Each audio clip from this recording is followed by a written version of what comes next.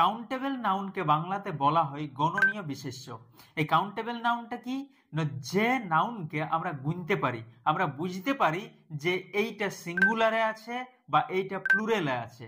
যেমন apple, apple কি না আমরা বলতে পারি একটা আপেল এটা হচ্ছে সিঙ্গুলার, দুটা আপেল এটা হচ্ছে প্লুরাল, পাঁচটা আপেল, ছটা আপেল, অনেকগুলো আপেল, কিছুগুলো আপেল, এই রকম আমরা বলতে পারি। সেই জন্য আপেলটা হচ্ছে কাউন্টেবল নাউন। সেই রকম হবে চেয়ার, টেবিল, ভাই বোন, বন্ধু, দেশ, রাজ্য ইত্যাদি ইত্যাদি, এইগুলো হচ্ছে কাউন্টেবল নাউন, কারণ এইগুলাকে আমরা সিঙ্গুলার এবং প্লুরালে ভাগ করতে পারি।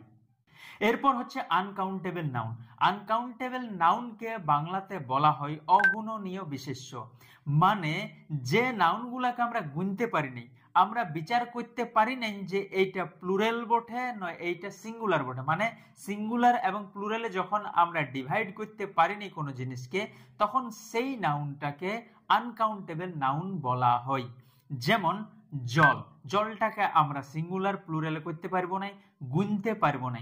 দুধ এইটাকে, তেল এইটাকে, বালিকে, চালকে।